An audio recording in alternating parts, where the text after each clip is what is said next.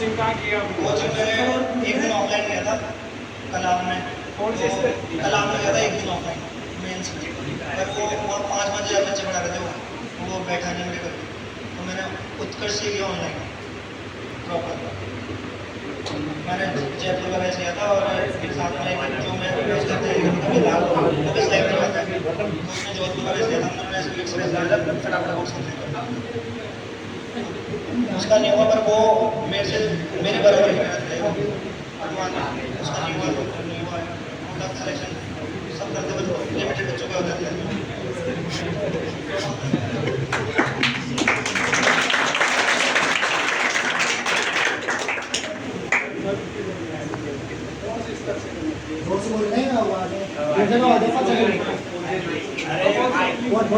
Teacher line में सबसे पहले कहाँ से स्टार्ट करें, स्तर कौन से स्तर से करें?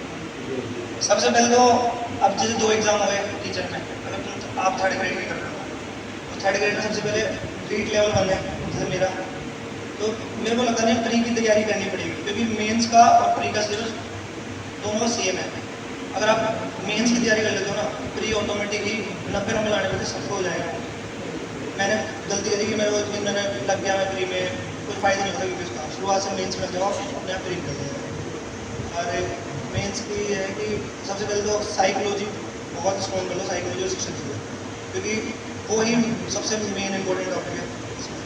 क्योंकि जिसकी साइकोलॉजी और शिक्षण विद्या कर ली उसने वो बहुत ही आगे बढ़ जाता है। शिक्षण विद्या आजकल जैसे सीटेट की जो करते हैं ना, वो वाली बेस्ट है। अगर रीट की करने से बढ़िया ये सीटेट की शिक्षण विद्या अलग लेवल एक अच्छे लेवल की आती है सीटेट में। और जो रीट वाली है वो मतलब उनका लो लेवल इतना नहीं होता, पर अगर आप सीटेट की कर लेते हो ना तो रीट की आपको कभी परेशानी करेगी शिक्षण की। मेरे खुद के शिक्षण विद्या में सबसे अच्छे नंबर शिक्षण विद्या है, क्योंकि मैं सीटेट की शुरुआत से सीटेट की कर रहा हूँ।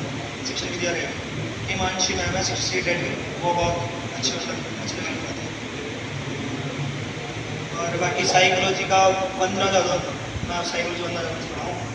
और हिंदी है जो अब राघव प्रकाश की बुक है वो बहुत अच्छा है, या वरना ओनली NCERT आती है। NCERT भी बहुत, उसमें से पूरा पेपर निकल जाता है। आप कभी कोई पेपर देखोगे तो उसमें से सारे 90% पेपर के जो विलोम शब्द क्रियावाची ये सब हिंदी के NCERT में निकल जाता है। रचना प्रबोध आती है 10th तक, और NCERT बहुत मैटर करती है हर चीज़। NCERT जैसे एक दूसरी लाइब्रेरी में गाना, तो वो मेरे को खुद उसने सजेस्ट किया था कि NCERT से पढ़ा कर। वो NCERT, क्योंकि मैंने पहले NCERT के बदले में रेफरेंस बुक ज़्यादा मैटर करता था, मैं प्रेफर करता था।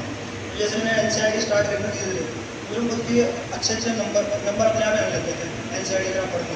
जैसे राजस्थान जी की भी NCERT कहती है, जैसे अपन को कभी भी लगता है कि यार ये क्वेश्चन कहाँ से आया, तो वो NCERT से आता है, जो क्योंकि वो पढ़ता नहीं है कोई भी, और NCERT बहुत मैटर करती है।